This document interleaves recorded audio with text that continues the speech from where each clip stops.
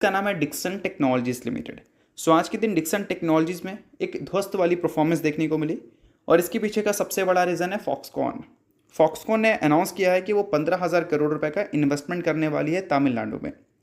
अब ये इन्वेस्टमेंट जो है वो बोल सकते हैं किसी ना किसी कंपनी को इम्पैक्ट देगा, क्योंकि ये भी एक ईएमएस कंपनी है और जितना ज़्यादा ईएमएस कंपनी आएगी मार्केट में वो एग्जिस्टिंग ईएमएस कंपनी को डैमेज करेगी, क्योंकि अगर आई है तो बिजनेस करेगी भाई, और बिजनेस करेगी तो मार्केट शेयर भी गेन करेगी, और मार्केट शेयर अगर वो गेन करेगी तो जो रेवेन्यू पुरानी कंपनी को मिल सकता था वो रेवेन्यू उनको नहीं मिल पाएगा। तो अल्टीमेटली ये सारी चीज़ों की वजह से पुरानी कंपनी को परेशानी होती है। और यहाँ पर मेंशन किया गया है कि 15,000 करोड़ रुपए का इन्वेस्टमेंट हमें तमिलनाडु में आता हुआ दिखेगा। फॉक्सकॉन ने कमिटमेंट किया है 14,000 न्यू जॉब्स इससे क्रिएट होंगी और इससे एक टफ कंपटीशन क्रिएट होगा इंडियन इलेक्ट्रॉनिक मैन्युफैक्चरिंग सेक्टर में, यानी कि ईएमएस सेक्टर में। इसमें डैमेज हो सकता है डिक्सन टेक्नोलॉजी।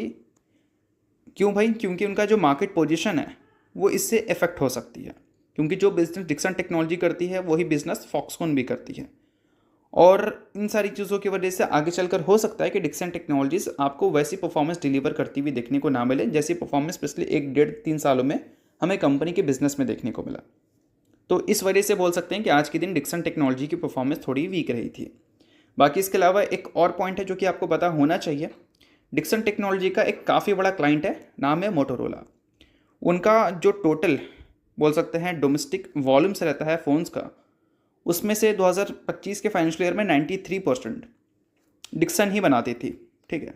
और अभी के टाइम पे देखोगे तो उनका जो डिपेंडेंसी था डिक्सन पे, उन्होंने थोड़ा सा उसको डाइवर्सिफाइड कर दिया है। फेब्रुवरी और मार्च में थोड़ी सी नेग्लिजिबल बोल सकते हैं डाइवर्सिफिकेशन हमें देखने को मिली, बट अप्रैल और मई के महीने में कार्बन से इन्होंने अपने टोटल वॉल्यूम का 25% मैन्युफैक्चरिंग करवाना शुरू कर दिया था। और जून के महीने में ये नंबर एस्टिमेट थी कि 35% तक जाता हुआ दिख सकता है।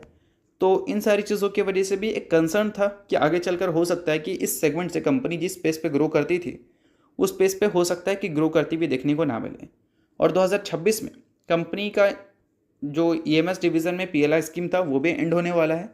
तो इन सारी चीज़ों की वजह से डिक्सन टेक्नोलॉजी थोड़ी सी अपने बिजनेस के पॉइंट ऑफ व्यू से फोकस में दिखी है पिछले कुछ साल कुछ अगर बात करें महीने की। तो इन सारी चीज़ों को आप नोट कर सकते हैं, बिजनेस से रिलेटेड इंपॉर्टेंट न्यूज़ थी।